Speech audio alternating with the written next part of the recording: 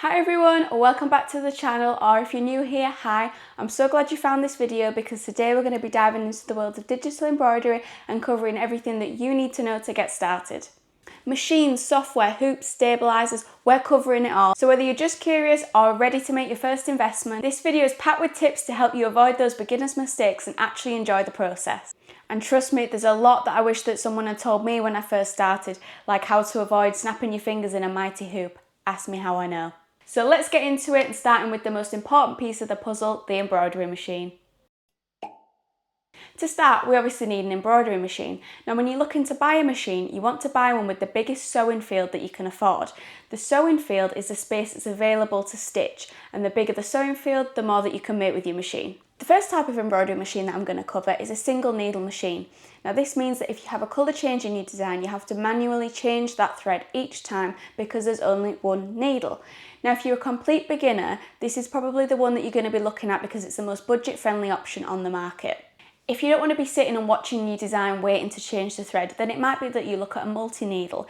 Now, this is a bit of a price jump, but as I say, you can do a lot more multitasking and just go off and let the machine do its thing. Now, I only have experience with multi-needle machines. I have the Melco EMT16X myself, and I also work with the ZSK Sprint. Now, they're 16 and 20 needle machines respectively, and they're very quick. So if you're a complete beginner just wanting to give digital embroidery a go, they're probably not going to be the ones that you're looking at. But if you have any questions about those, let me know and I'll do my best to answer them for you.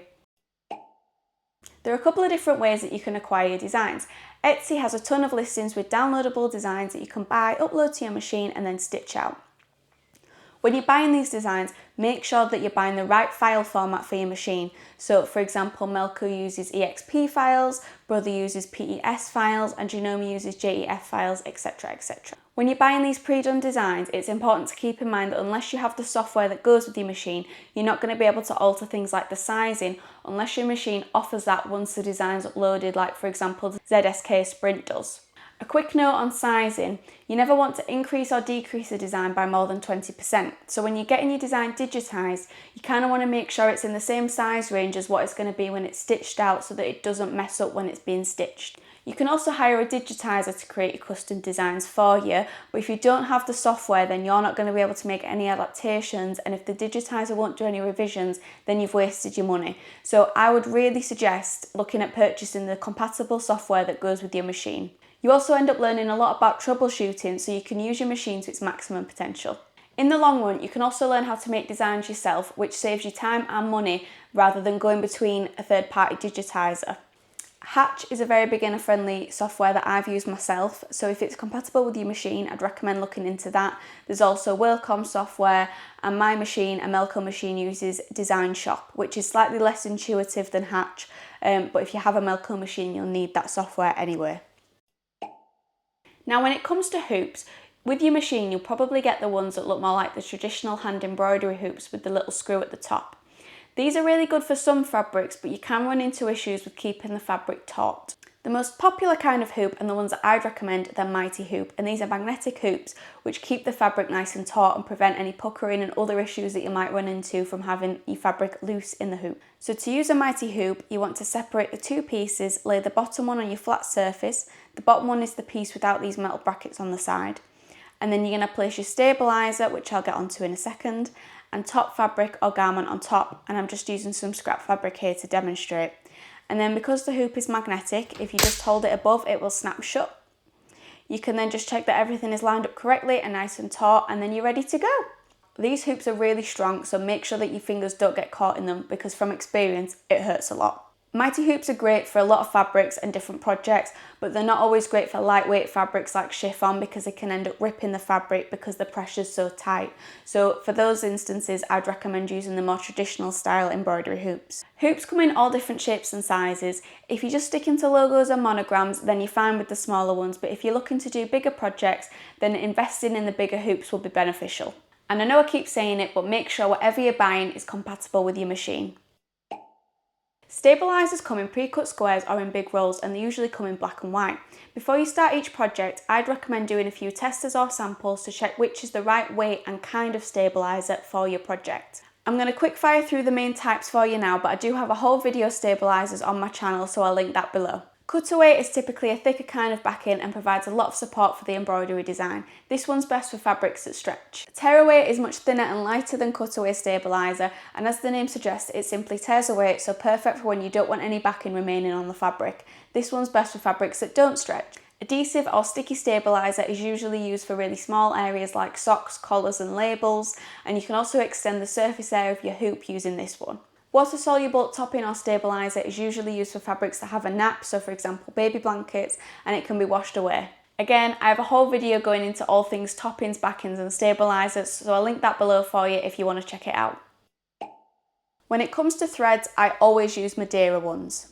They come in a few different sizes, so there is the 1000 metre spool, which is this size, and then the 5000 metre cone, and the metallic ones come in a variety of sizes, but I tend to get the 2500 metre cones. If you have an order or project where you're using a lot of the same colour, then I'd recommend getting one of the larger cones, but to be honest, you can get away with using the smaller cones and they'll go further than you think.